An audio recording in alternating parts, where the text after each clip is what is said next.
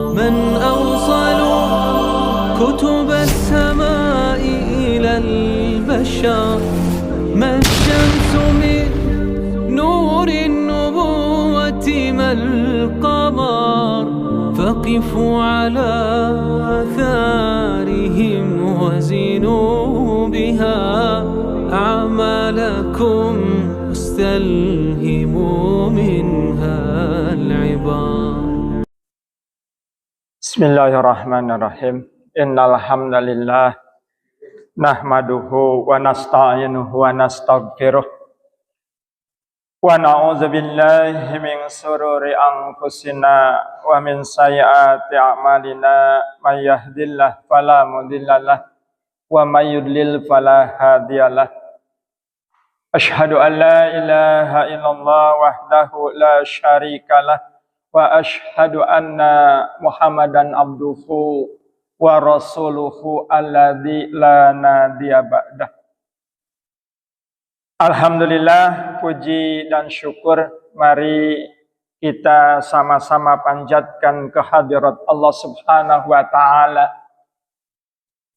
Atas kudrat dan iradatnya lah, alhamdulillah kita pada subuh ini, alhamdulillah kita masih diberikan kenikmatan-kenikmatan oleh Allah Subhanahu wa taala. Diberikan nikmat kesehatan, nikmat kesempatan, dan juga nikmat keimanan yang disertai dengan hidayatu taufik dan juga inayahnya.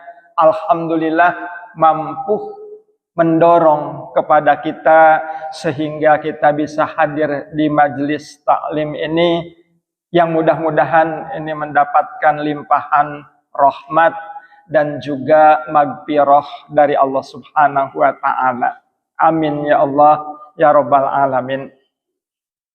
Alhamdulillah kita bisa memulai hari dengan ketaatan kepada Allah Subhanahu wa taala, dengan mencari ilmu yang mudah-mudahan ini jalan yang dimudahkan oleh Allah Subhanahu wa taala, jalan kita menuju surga. Amin ya Allah ya rabbal alamin. Man salaka tariqan yaltamisu fihi ilman sahhalallahu lahu tariqan ilal jannah. Barang siapa yang mencari jalan untuk mencari ilmu, untuk mendapatkan ilmu, sahhalallahu tariqan ilal jannah, maka dia akan dimudahkan jalannya untuk menuju surga. Nah, ikhwatu iman rahimakumullah, sebagaimana kita ketahui bahwa Imam Abu Dawud adalah seorang imam ahli hadis. Beliau termasuk as-sab'ah. As-sab'ah itu artinya 7 ulama ahli hadis. Ya. Imam Bukhari, kemudian Imam Muslim, Imam Abu Dawud, Imam Ahmad, Imam An-Nasai, Imam At-Tirmidzi, dan Imam Ibnu Majah. Nah, Abu Dawud adalah salah seorang di antara as-sab'ah tadi, 7 imam ahli hadis.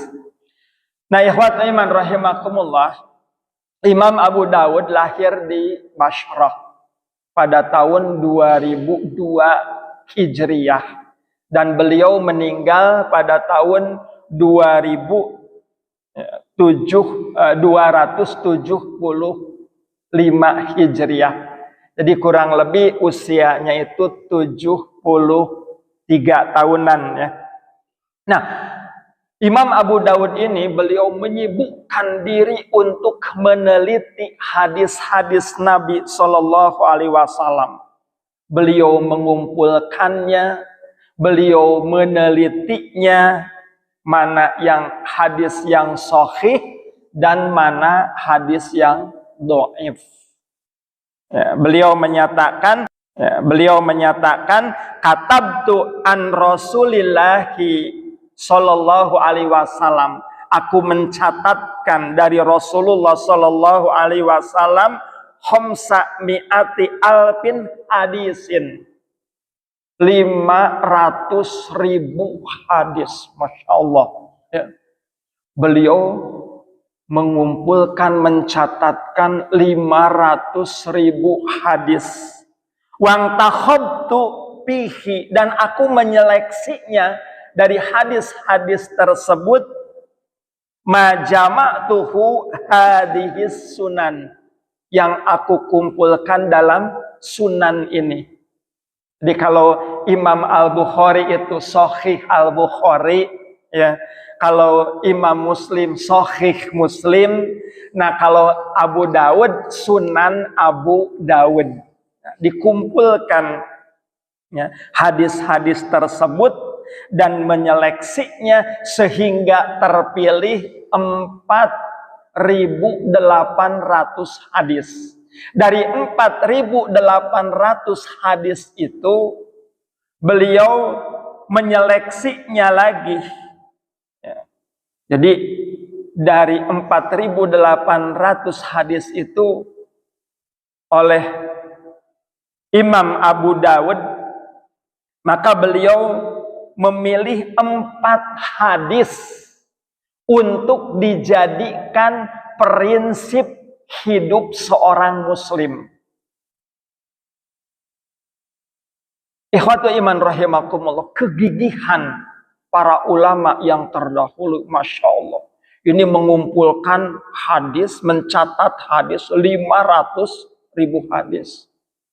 Al-Quran saja yang jumlahnya 6.236 ayat, tebalnya itu sudah semikian tebal. Ini bayangkan sampai 500.000 hadis. Diseleksi lagi 4.800, kemudian dipilih 4 hadis untuk dijadikan 4 prinsip hidup seorang muslim. Kata beliau, yakfi lil muslim, cukuplah bagi seorang muslim lidinihi, untuk bekal keagamaannya, arba'atu ahadis, 4 hadis, ya. Cukup bagi seorang muslim untuk bekal keagamaannya itu 4 hadis. Yang pertama, hadis yang menyatakan hubungan seseorang, ya, hubungan dirinya sendiri dengan Allah Subhanahu wa Ta'ala. Yang kedua, hubungan seseorang dengan dirinya sendiri. Yang ketiga, hubungan seseorang dengan orang lain. Dan yang keempat, hadis yang menyatakan hubungan seseorang dengan kasabnya, dengan usahanya sehari-hari. Karena memang setiap orang itu tidak bisa lepas dari 4 keadaan tadi. Hubungan dengan Allah, hubungan dengan dirinya sendiri, hubungan dengan sesama manusia, dan hubungan antara dirinya dengan usahanya sehari-hari. Nah, ikhwatu iman rahimakumullah, dalam hal yang mengatur hubungan diri dengan Allah, maka Imam Abu Dawud memilih hadis untuk dijadikan, ya, sebuah pedoman, yaitu hadis innamal a'malu binniyati wa innama likullim ri'im manawa. Innamal a'malu, sesungguhnya amal, nilai setiap amal itu binniyati, tergantung niatnya. Wa innama likullim ri'im manawa, dan sesungguhnya bagi setiap orang itu tergantung dari apa yang dia niatkan. Ini hadis yang dipilih, ya, yang menerangkan tentang hubungan dirinya dengan Allah Subhanahu wa Ta'ala. Maksudnya, landasilah setiap amal, setiap aktivitas dan kegiatan sehari-hari itu dengan niat lillah, karena Allah. Jangankan ibadah mahdhah misalnya, ya, sholat ataupun saum, ya, amalan-amalan yang lain, ya, kegiatan sehari-hari pun itu bisa menjadi amal soleh, bisa menjadi ibadah kalau niatnya lillah, karena Allah. makan misalnya, minum, kemudian berpakaian, niatkan lillah karena Allah. Demikian juga seseorang pergi ke sawah, seseorang pergi ke kantor, seseorang pergi ke pasar misalnya, untuk menafkahi keluarganya, diniatkan lillah karena Allah, insya Allah itu akan menjadi ibadah, akan bernilai ibadah. Ya ikhwatu iman rahimakumullah, tidak setiap pemberian terhadap orang lain akan bernilai ibadah. Itu tergantung niatnya. Misalnya seseorang memberikan kepada anak yatim, kepada fakir miskin dengan niat membantu lillah karena Allah, itu disebutnya sodakoh. Kemudian antara teman yang satu dengan teman yang lain, sahabat yang satu dengan sahabat yang lain, saling memberi dengan niat lillah karena Allah, maka itu disebutnya hadiah. Kata Rasulullah, tahadau tahabu, saling berbagi hadiahlah kalian, nanti kalian akan saling mencintai, akan saling mengasihi. Tapi beda, misalnya pemberian ya dari bawahan kepada atasan, niatnya itu ingin diangkat jabatannya misalnya. Dengan memberinya kepada atasan tersebut ingin posisinya lebih tinggi. Ya. Mungkin bukan berniat ibadah lillah karena Allah, tetapi niatnya itu riswah. Itu termasuk suap. Kata Rasul, ar-ra'si wal murtasi finnar. Bahwa orang yang menyuap, orang yang disuap, semuanya itu sama, berada di dalam neraka. Nauzubillahi min dzalik. Seseorang ketika makan di restoran mewah, menikmati makanan-makanan yang enak misalnya, tiba-tiba ada pengemis ya dengan baju yang compang-camping, dengan wangi yang tidak sedap menghampiri, maka segera orang itu memberi. Ya. Maka mungkin bukan niatnya lillah karena Allah, ingin bersedekah, mungkin saja niatnya itu mengusir karena tidak ingin terganggu ketika berada di restoran dan menikmati makanan yang enak. Jadi segala sesuatu itu tergantung kepada niatnya. Makanya ini harus menjadi perhatian kita. Niatkanlah segala aktivitas, segala kegiatan, segala amal kita sehari-hari itu dengan niat lillah karena Allah. Insya Allah itu nanti akan menjadi ibadah, akan bernilai ibadah dan mendapatkan pahala. Maka jadikanlah ya setiap aktivitas kita itu bernilai ibadah.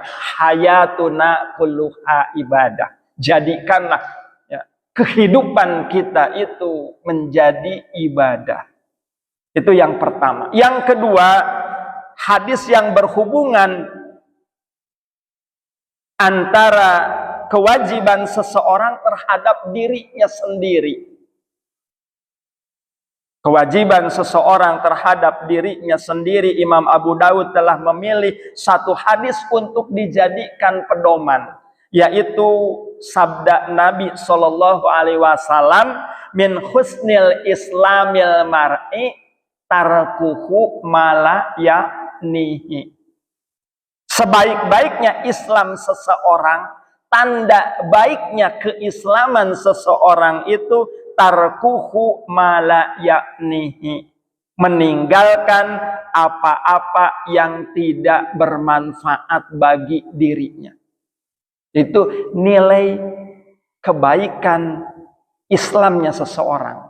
Maksudnya setiap muslim hendaklah mengintrospeksi dirinya. Sudah sejauh mana kualitas diri kita. Jadi kita tinggalkan perkara-perkara yang tidak bermanfaat. Sudah sejauh mana kualitas keislaman kita. Kalau dari segi keilmuan misalnya, sudah menguasai ilmu apa? Kalau segi hafalan sudah hafal berapa juz misalnya, ataupun sudah menguasai kitab Bulughul Maram atau minimal hadis arba'in misalnya, ataupun kalau dengan harta sudah mewakafkan ya untuk masjid, untuk madrasah berapa hektar misalnya. Itu kualitas seseorang itu harus terus ditingkatkan. Jangan sampai dianugerahi oleh Allah Subhanahu wa taala kenikmatan, waktu, kesempatan, kemudian diberikan nikmat kekayaan, tetapi tidak dipergunakan dengan sebaik-baiknya. Jadi tanda baiknya keislaman seseorang itu dia meninggalkan apa yang tidak perlu bagi dirinya. Misalnya ada orang yang bermain catur semalam suntuk. Ya. Coba berapa jam waktu yang terbuang sia-sia. Andaikan misalnya itu dipakai untuk membaca Al-Quran, taruhlah 1 juz itu rata-rata 1 jam, sudah berapa juz yang bisa dia baca dari Al-Quran. Ini dipergunakan dengan ya, perkara yang sia-sia, yang tidak berguna, tidak ada manfaat. Ataupun generasi sekarang misalnya ya, terus bermain game sampai berjam-jam, itu Masya Allah, waktu terbuang sia-sia. Nah, ini yang kedua yang dijadikan pedoman oleh Imam Abu Dawud, ya, yaitu hadis yang beliau pilih, min husnil islamil mar'i tarkuhu mala ya'nihi. Ya, tanda kebaikan Islam seseorang itu adalah meninggalkan apa yang tidak perlu bagi dirinya, apa yang tidak berguna bagi dirinya. Kemudian yang ketiga, hadis yang mengatur hubungan seseorang dengan orang lain. Yang mana manusia itu adalah makhluk sosial. Artinya manusia itu tidak bisa hidup sendiri. Memerlukan bantuan dan dukungan orang lain. Orang yang kaya tidak bisa disebut kaya kalau dia tidak dibantu dengan orang-orang yang miskin. Orang yang mempunyai jabatan itu juga memerlukan bantuan dan dukungan dari orang yang lain. Contohnya untuk menjadi kepala RW saja, ketua RW saja kan, itu perlu dukungan. Lebih tinggi pangkat kedudukannya, semakin banyak memerlukan bantuan dukungan. Untuk menjadi gubernur, itu memerlukan bantuan orang lain, dukungan orang lain. Apalagi untuk menjadi presiden, lebih banyak lagi membutuhkan bantuan dan dukungan orang lain. Jadi kita itu tidak bisa hidup sendiri. Manusia itu makhluk sosial. Makanya kita harus saling memperhatikan. Terutama antara muslim yang satu dengan muslim yang lain. Itu harus saling membantu. Karena antara muslim yang satu dengan muslim yang lain itu kal jasadil wahid, ya, bagaikan tubuh yang satu. Andaikan ada salah satu anggota tubuh yang sakit, maka semuanya akan merasa demam, akan merasa sakit. Yasudu ba'dahu ba'don.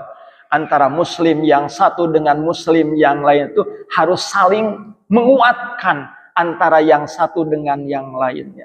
Kan seperti bangunan, kalbun yani yasudu ba'dahu ba'dan. Makanya kita harus punya rasa kepedulian, terutama kepada orang-orang yang kurang, orang-orang yang membutuhkan bantuan kita. Karena kita adalah ya, makhluk sosial, harus saling membantu.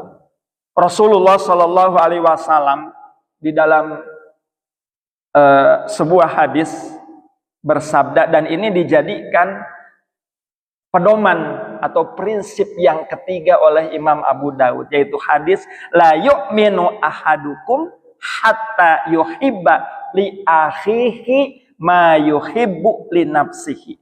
Tidak akan sempurna iman seseorang sampai ia dapat mencintai saudaranya seperti mencintai dirinya sendiri.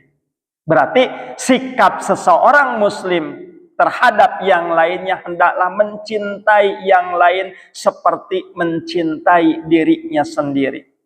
Ia tidak akan bertindak kepada yang lain yang sekiranya melukai hati atau mengecewakan orang yang lain, karena dirinya juga tidak akan suka, tidak akan ridho kalau disakiti oleh orang lain.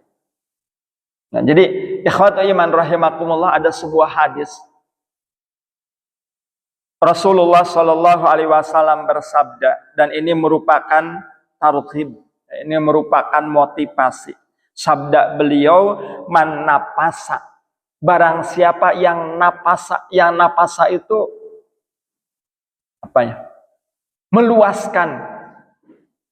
Ya, barang siapa yang memberikan keleluasaan muslim, dari seorang muslim, kurbatan, dari kesulitan, min kurabid dunya, ya, dari kesulitan dunia, napasallahu anhu kurbatan min kurabil yaumal qiyam, maka Allah akan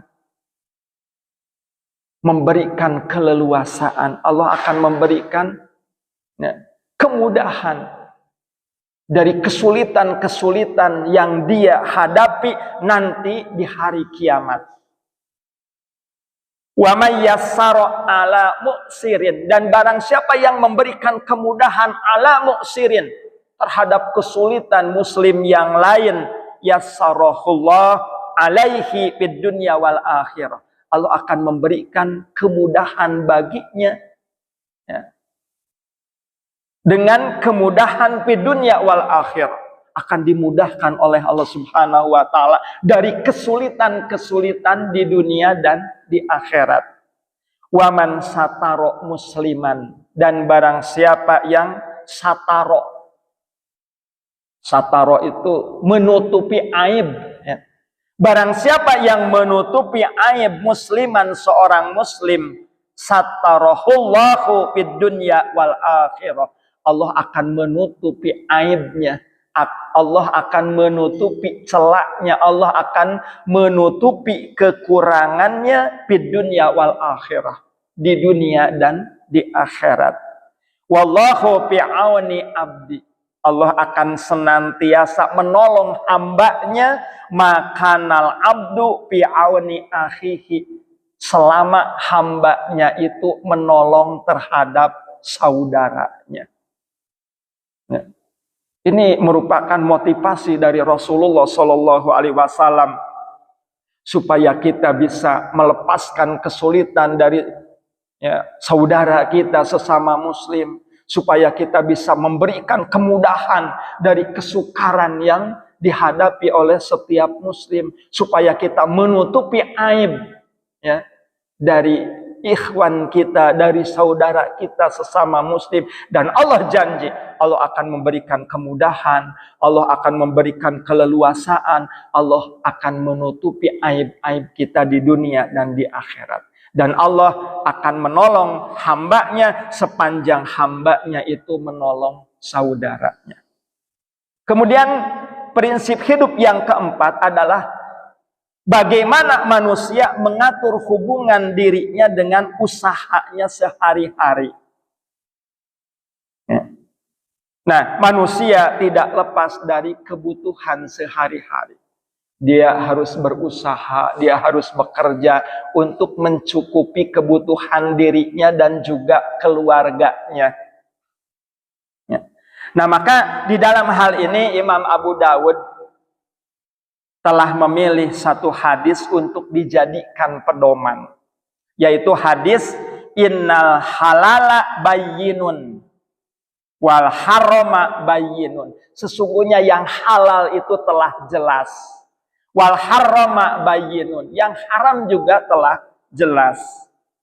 Wa bainahuma mustabihatun, dan di antara yang halal dan haram itu ada yang subhat. Jadi kalau diibaratkan warna itu, kalau yang halal putih, kalau yang haram hitam misalnya, maka subhat ini pencampuran antara hitam dan putih, jadi abu-abu. Tidak jelas hitamnya, tidak jelas putihnya. Nah, itu syubhat.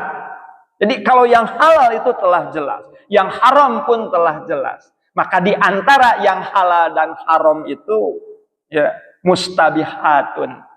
Itu ada yang subhat. La ya'lamuhunna katsirum minan nas. Yang kebanyakan manusia tidak mengetahui.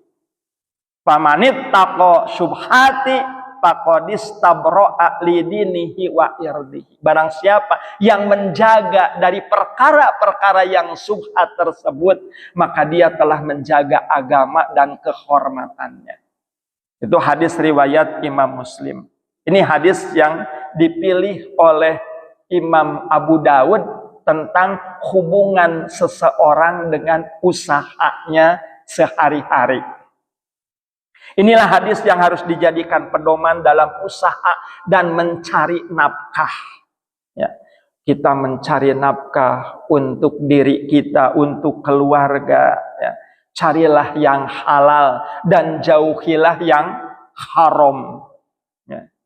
Bahkan jangankan yang haram, yang subhat pun itu lebih baik kita tinggalkan demi menjaga citra agama dan kehormatan dirinya. Allah Subhanahu wa taala telah menyediakan bagi kita ya, segala kebutuhan manusia yang cukup. Allah telah memudahkan.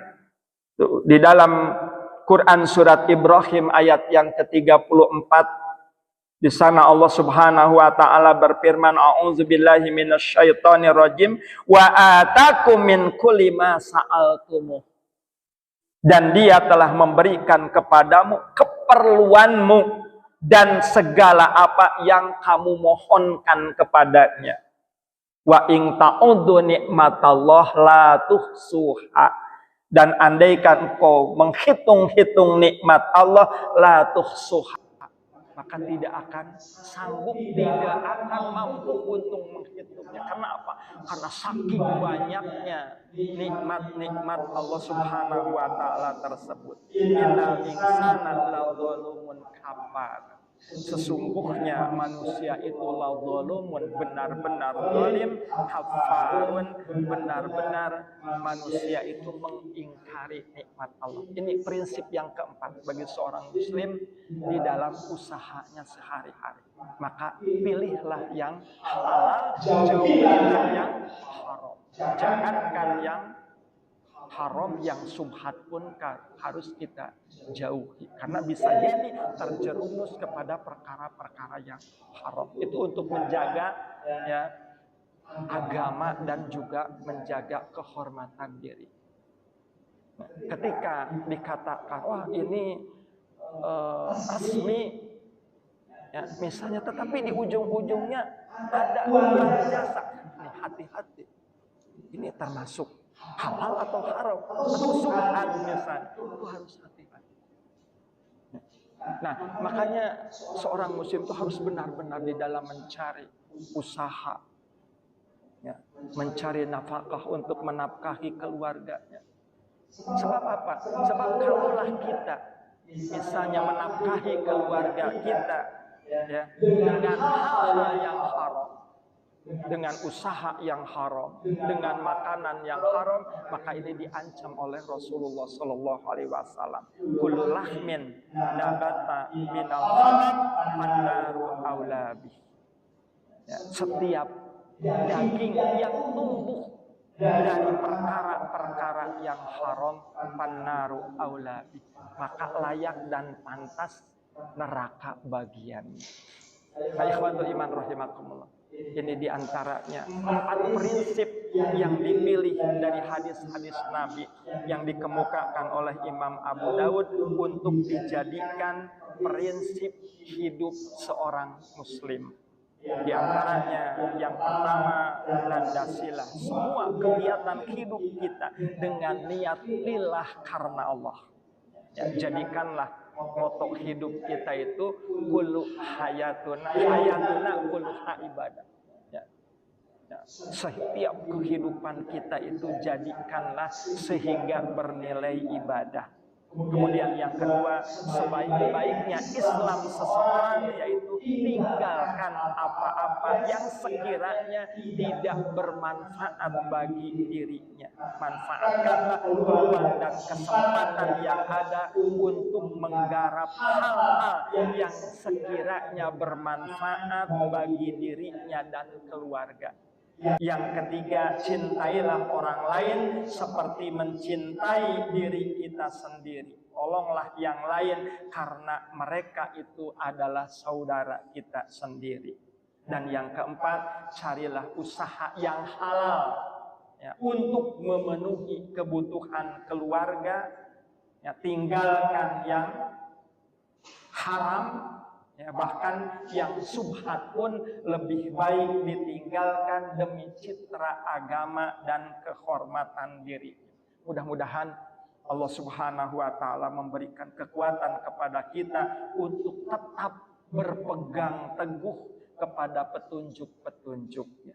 Kita bisa melaksanakan apa yang diperintahkan, menjauhi segala apa yang dilarang oleh Allah Subhanahu wa taala.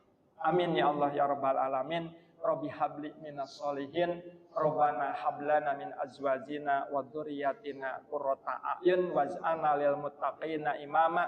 Allahumma aslih li dini alladhi wa ismatu amri wa aslih li dunyaya allati fiha ma'ashi wa aslih li akhiral lati fiha ma'adi waj'al hayata ziyadatan li fi kulli khairin waj'al mauta rohatan li min kulli syarrin. Rabbana atina fid dunya hasanah wa fil akhirati hasanah wa qina adzabannar walhamdulillahi rabbil alamin.